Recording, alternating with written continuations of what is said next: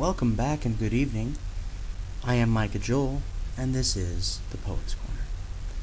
This segment, I wanted to make sure I got to a few of your emails. I haven't been very good about keeping up with some of those on the show, so I took a few of the interesting ones out of the bag, and I wanted to respond to them this evening. The first one I'd like to read is from Angelina. Angelina, first of all, you have a absolutely gorgeous name, and she writes, Dear Micah Joel, I am a 19-year-old sophomore English student who just happened to listen to the show when you and Topher talked about intimacy. In my first 3 semesters at college, I have gained a distaste for party culture and the hooking up that goes along with it. You said on your show that true love waits. I don't share your religious feelings about premarital sex, but I do think that people shouldn't use sex to use each other. I was hoping you could share some poems about this and talk about this further. Maybe I'm strange for being 19, but I don't want drugs, sex, and rock and roll, just someone to love and to hold. Angelina, Fresno, California. Wow, Angelina. I certainly can relate.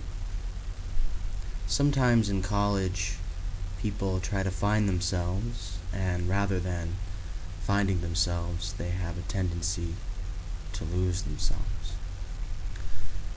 A poem comes to mind when you talk about your experience, and it's a poem by James A. Emanuel. It's called The Young Ones, Flip Side, and I would like to share it with you this evening. In tight pants, tight skirts, stretched or squeezed, youth hurts. Crammed in, bursting out, flesh will sing and hide its doubt.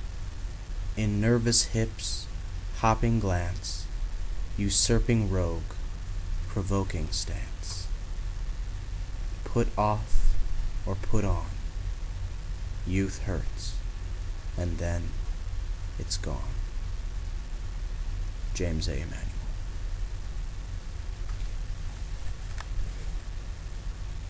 Think about those words, put off or put on, youth hurts, and then it's gone.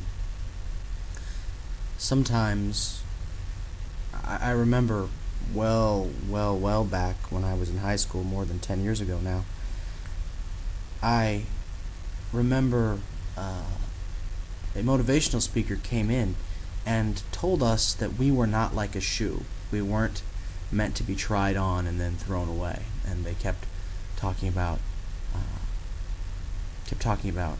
hooking up and how we were better than a shoe. We weren't something to just be tried on and then put back into a box.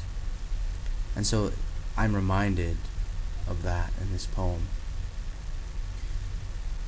Thinking about that further,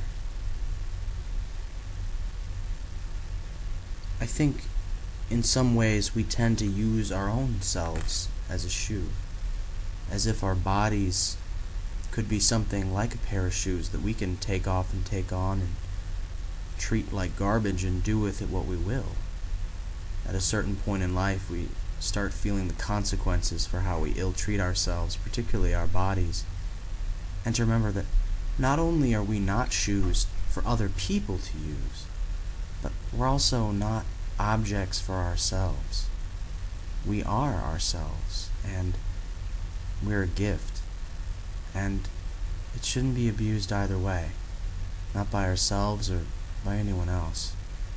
And so, when you say put off or put on, youth hurts and then it's gone, youth is a beautiful gift, one that I hope for myself hasn't run out yet. And so I suppose that's how I want to respond.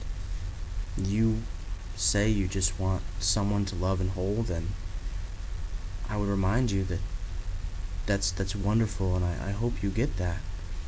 But remember that you're a gift for someone else as well to love and to hold, and to respect that gift, because you are worth respecting, and youth is a gift worth savoring, not just used and thrown away. I think it's only when we really appreciate and savor life as the gift that it is that we can be fully alive. I also wrote my own poem about this. It's a musical poem. I've always been very critical of what I like to call the hookup culture. I first heard the words hookup culture from a friend of mine, Father Charles Clammett, and the phrase is stuck in my head ever since. And I look at it, and it just seems so unsatisfying. I hear stories about the walk of shame. I hear stories from people who talk about how they bring some random girl home and then they do what they're going to do, and then now all they have is a stranger in their bed and in their apartment, and all they want is for them to leave so they can go to sleep, and how horrifically awkward it is. I think that would be the definition of awkward. And hearing about those experiences and how they're still not happy, I ended up writing Hangover Mist, which is also called The Lullaby of Regret. And since I try to share at least one of my works every program, in response to your letter, I'd like to share that this evening. Hangover Mist. Slowly I rise up from my bed. Damn alarm clock would wake the dead. I grab some pills for my pounding head to face another day. Hangovers linger like the morning mist, the price I pay for clandestine bliss. Sweet red wine and softness of her lips, what else can I say? Lovers dare to dream a dream, past the darkness and lies obscene. But I must return to my routine and just be on my way. I didn't even ask her name. She didn't want to play that game. Inebriated, it all feels the same. Free for lovers' play. Can dirty words somehow come out clean? She lies with me in her bed serene. Gently I hold my fairy queen, wishing I could stay. I wish my passions weren't to and fro. Sometimes I wish I could take it slow. But I see now that I must go before the morning breaks. I don't question why I exist. I seek my pleasure and to reminisce. Hangovers linger like the morning mist. It's the price I pay. La la la la la la la la. La la la la la la la la. Hangovers linger like the morning mist. It's the price I pay. And that is Hangover Mist. Well, this has been the Poet's Corner.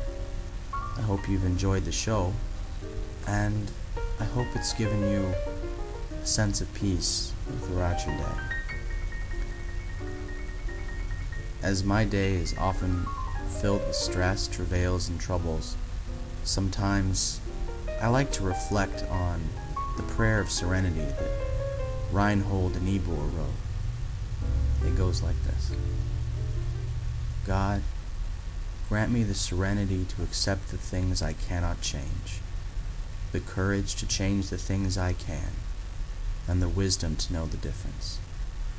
Living one day at a time, enjoying one moment at a time, accepting hardships as the pathway to peace, knowing that everything will be made right if I surrender to His will, that I may be reasonably happy in this life and supremely happy with Him forever in the next.